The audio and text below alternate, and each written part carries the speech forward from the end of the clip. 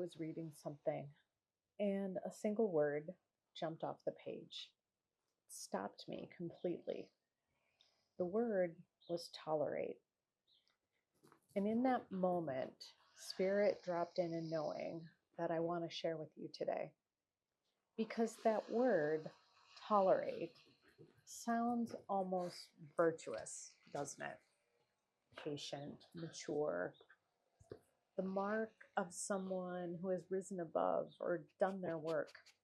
But when I sat with that word, I saw something else entirely hiding underneath it. The disempowerment, wearing the costume of patience. Hi, I'm Renee. This channel is Renee Genet. I'm a spirit guide, intuitive mentor, and writer living in the southeast of France. And if you'll stick with me, I want to talk more with you today about the true meaning of tolerating.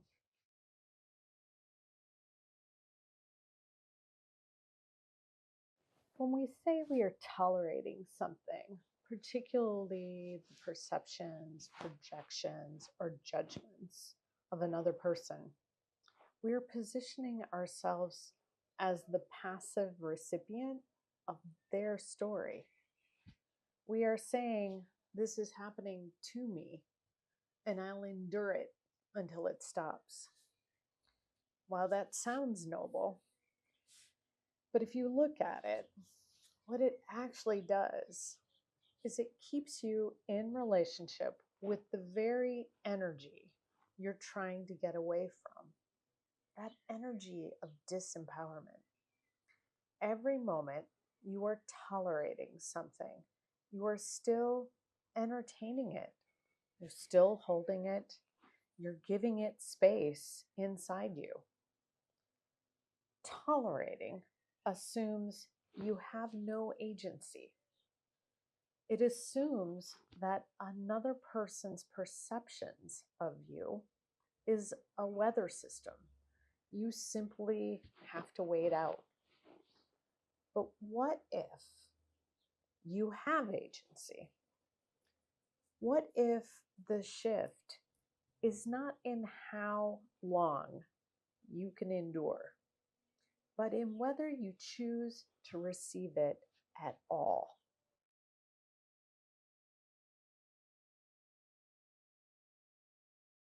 You see, there's a profound difference between these two positions. I have to tolerate their perception of me versus I choose not to receive their perception of me.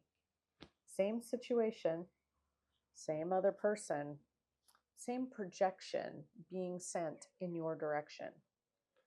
Completely different relationship to it. The first keeps you in the energy of what's being projected. You are enduring it, waiting for it to stop, measuring how much more you can take. You're spending precious energy managing this projection that someone else is throwing at you. The second steps you outside of it entirely. You're not fighting it. You're not defending against it. You're not enduring it. You are simply not entertaining it as having anything to do with your truth.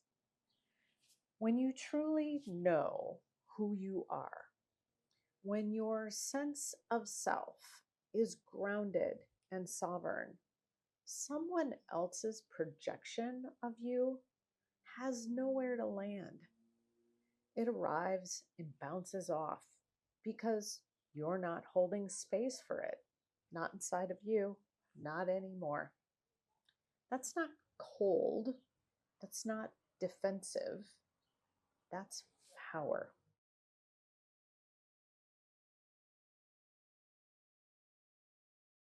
So, how do we make this shift in practice? It begins with noticing the word itself, tolerate. When you hear yourself saying, I just need to tolerate this, stop. That word is a signal. It's telling you that you have yourself, you've placed yourself in a passive position in relationship to someone else's energy. Ask yourself, am I tolerating this? Or am I choosing to receive it? Because tolerating implies you have no choice. And you almost always have more choice than you think you do. You can choose not to engage with a projection. You can choose not to defend yourself against a perception that's just not true. You can choose to let it pass through without giving it a home inside of you, without spending any of your energy engaging with it at all. Not receiving is not the same as not caring. It's not the same as not having feelings. It's the decision that another person's story about you does not get to become your story about yourself. There's a saying that your opinions of me are none of my business. Very true story. Very true story.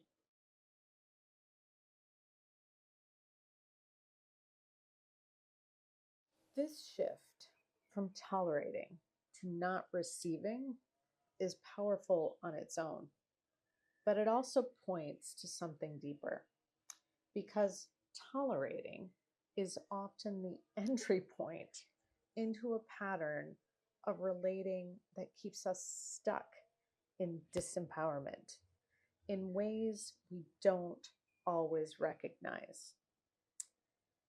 As most of you know who might have joined along on this journey or have been following along in any of my videos, you know that I chose earlier this year, my theme word for the year was being powerful. And my intention was to be powerful in all areas of my life. This video is part of that series as I am working through the things that life and spirit keeps dropping in for me to test how I'm engaging with my own powerful nature. So next week, I'm going to share something I learned in my shamanic studies many, many years ago that changed how I understood every difficult relationship in my life, including my relationship with myself. It's called the triangle of disempowerment. And once you see it, you cannot unsee it.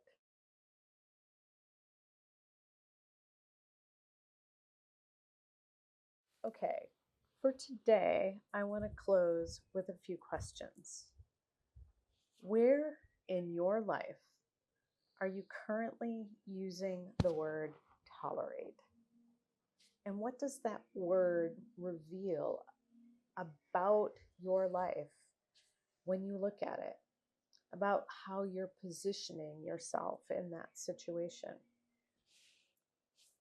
What would it mean to choose not to receive a projection, a perception? How much space has that been taking up inside of you?